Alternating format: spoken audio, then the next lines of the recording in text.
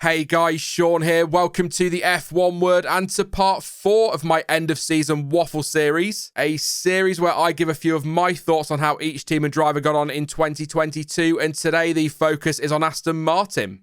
I'm not really sure how to sum up Aston Martin's year, if I'm being totally honest. I mean, they certainly didn't have the best of starts, taking no points from the first 3 races. However, things did pick up, and since Imola, they only failed to score points at 4 Grand Prix. That's not actually all that bad, especially as I came into this video expecting to talk about how bad a season they've had, when in reality, it hasn't actually been all that awful. And although it is a lot of points to make up in that midfield, they're only 22 points worse off than last year, and 2021 included a second place finish. I suppose, though, I was expecting so much more, and that's why I'm a bit disappointed. They, let's say, took inspiration from Mercedes for car design over the previous couple of seasons, therefore, in theory, freeing up time and money to focus on the new rules. There has been major investment at the team, and they've been talking the talk, aiming very high, so I thought they'd come into 2022 and at the very least be in the fight for P4 in the standings, but it just never happened, and they finished the season 7th in the championship with 55 points, tied with Alfa Romeo. So you could argue, if you really wanted to, they haven't really gone anywhere. Same position as last year, but fewer points. It's a bit of a weird one, this, for me. As for the drivers, Sebastian Vettel had the worst possible start to the season, missing in the opening 2 races, having tested positive for COVID, but he returned for round 3 where he crashed out after just 22 laps. He did, though, pick up an 8th place finish at the following race at Imola, his first of 10 points finishes in 2022, which gave him a grand total of 37 points and 12th in the standings. Overall, though, I don't think it was a bad season for Seb, having also picked up the majority of the team's points for the year, and certainly towards the end of the season, we saw some really impressive drives, even leading the race briefly at Austin. Maybe that's because the pressure was off a little bit once he'd announced his retirement, and so we got to see a more aggressive Sebastian Vettel. But yeah, while the rest of the season was okay, the latter stages were certainly a decent step up. His averages for the year are, I would say, solid and are better than his teammates, with an average qualifying position of 14.4 and a race finish of 10.2. He did also manage to average 1.7 points per race, which I must admit was better than I realised. Really, though, the big talking point about Seb's season is the fact that it was his last in F1. The last few years obviously don't come close to what he achieved during his time at Red Bull and to a lesser extent Ferrari, but I do think he's done a really solid job at Aston Martin, and as I said in my Vettel video in November, his experience and input at that team over the last couple of years could well be invaluable going forward.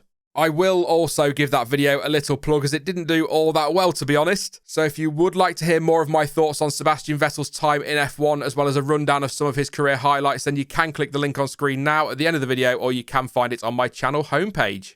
But anyway, moving on, Lance Stroll's season wasn't great, although he did actually only pick up 2 less points finishes than his teammate this year, but his overall tally was a fair bit lower, snatching 18 points for a P15 finish overall. That, by the way, is his worst points total for a season since leaving Williams. There's a stat for you. As is now an annual tradition for these videos, I need to point out that once again, Saturdays were his weak spot and he was well beaten by Vettel in quali. However, there was very little between them in the overall race head-to-head, which really does continue to beg the question, what could he achieve if he was consistently better over 1 lap? The funny thing is, though, he actually did grab the team's best start of the year, which was P5 in the USA, having initially qualified 7th on Saturday. So it certainly wasn't all bad. When it comes to his averages for 2022, they also help to highlight the difference between 1 lap pace and race pace, with an average qualifying position of 15.6 but an average race finish of 11.2. Although it's just come to me now, having said that, was that Aston just a difficult car over 1 lap? Because that difference Saturday to Sunday is very similar to Vettel's. Just a thought. It felt to me, anyway, like Stroll was more aggressive this year than previous years, especially in defence, and he definitely crossed the line a couple of times, most notably with Alonso in Austin, where he moved very late and squeezing his teammate onto the grass in Brazil on the run to turn 4. And with Alonso being his teammate next season, let's hope he doesn't pull moves like that on him. I've got to say that car wasn't amazing and that won't have helped Stroll at all, but it was the same car Vettel drove and he was almost 20 points behind the German come the end of the season, and that actually was with more race finishes than Seb as well. All in all, though, not a totally awful season for Aston in some ways, but as I said earlier, given the investment of the team as a whole and the focus on the 2022 car, I was expecting so much more, and maybe that's why the team's season feels a little bit worse than perhaps it actually was. There are some good foundations in place, and that car was definitely well developed and took a decent step forward in the second half of the year, and that could set them up nicely for 2023.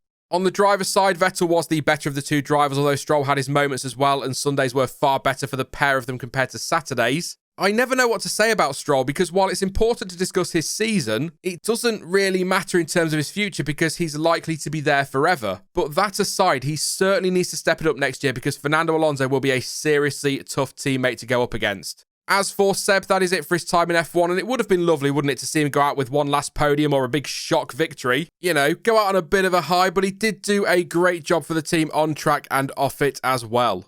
That is it then for the latest of my end of season waffle things, but you can let me know how you think Aston Martin got on in the comments section down below. Now, I will be back soon with some more content, but in the meantime, if you did enjoy this one, then please do leave a like because it really does help the channel out, and don't forget to subscribe so you don't miss out on any future videos or streams. But as ever, thank you for watching. I've been Sean, this has been the F1 Word, and until next time, goodbye.